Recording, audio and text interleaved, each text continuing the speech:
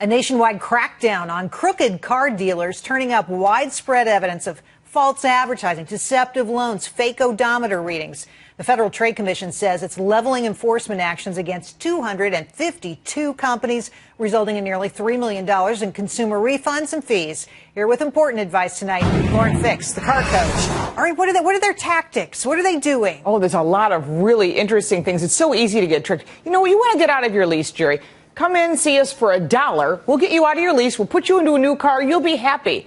So you're thinking $1 to get out of my lease. I got 6 months left. I'm in. Until you look at I always say my big rule of thumb, what the big print giveth, the small print taketh away. Absolutely. And those little details of, oh, you didn't look at what your monthly payment is? Look at the breakdown of it. When you see it, you'll see your rest of your loan payments, of your lease payments, are all spread out across that life of the loan. Stinky liars. Yes. In other words. So let's look at some of the false ads, because there's a lot of advertising that isn't true either. So let's show some pictures of this. We're seeing this, the Murano. Yes. What happens is a lot of times people say, you know, you can come in and we'll do, $99 a month. And you think, for a Murano, that's a great car.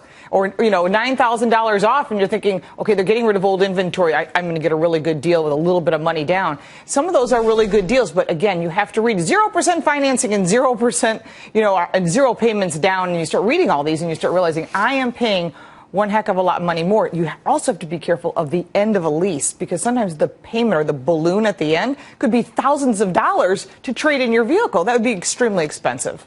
All right, so a real mess for folks out there. There are also deceptive loan practices. You mentioned some of that before. Any others you want to mention? Yes, the supplemental. That's my favorite thing. Oh, you're closing. Do you want to get the tires for life? And we can get you an extended warranty because we know you drive a lot of miles. And there's tons of them. There's clear coat paint and Scotch guarding this and that. When you start looking at all these little supplemental extended warranties that you can get in there, it can get very expensive. Make sure those boxes are not checked if you did not want them, because they'll figure that in. A finance and insurance person, their job is to get as much out of this loan as they can. If you're running through the manufacturers like Ford Credit or something like that, they're going to check your credit rating and everything's going to be good. But when you use an outside company, because your credit rating may not be that good, that's when you really have to read those small, fine details. Yeah. All right.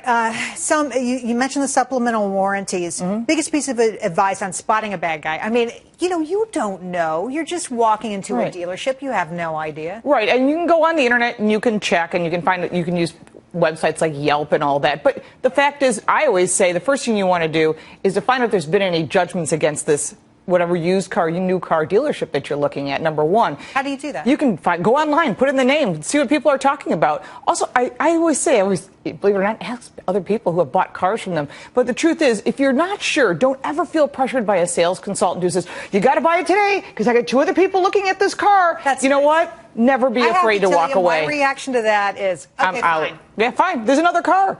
P.T. Barnum says there's a butt for every seat. Don't worry, there's another car out there, too. All right. Speaking of a butt for every seat. Yes. We've got a brand spanking new car out there, the Lincoln Continental. Mark Fields talking about this. And he was talking a little bit about why this thing is coming out now. I want you to hear what he had to say and comment. Okay. Here's Mark Fields. We are going to call it the Continental when it goes into production. We're not talking about pricing or any specifics on the vehicles. We're just showing the concept, we're really looking forward to getting the feedback. What we're doing with this vehicle is signaling what we call the future of quiet luxury. It's about elegance. It's about effortless power when you're behind the wheel. And it's about having a serene and relaxing interior, almost a place that you can chill. Okay.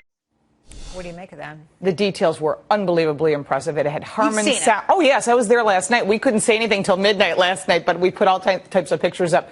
Just the details, the LED lighting, and it was a crescendo of lighting, and the luxury is amazing. They're going to sell a ton of these in China. I'm all about the interior. 30-way seats. 30-way seats. We're talking about split lumbar and thigh support and heated and massaged and cooling.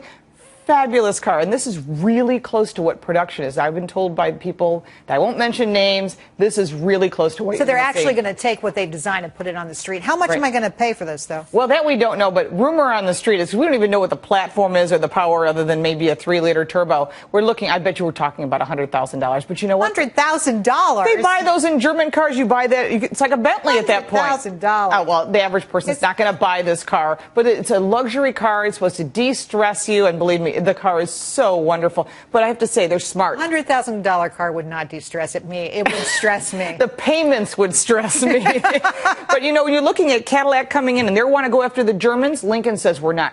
We're going after elegance and luxury, and there's no one in that marketplace, Dude, really. where is this going to be sold? You're going to sell a lot of them in China. This is going to be... having a big car is very popular there, right? To own a Lincoln in China is considered to be the sign of success. Interesting. That's why Cadillac sells there as well. Very interesting. Yeah. The world just keeps on changing. Yes, Thanks for coming on. You're very kind to tell us about the crooked and shady dealers as well. Please read the print. The fine print. The fine print. The big print and the little print. Yeah. And we'll see you Wednesday from the New York Auto Show. Yes. So excited about that. Me too.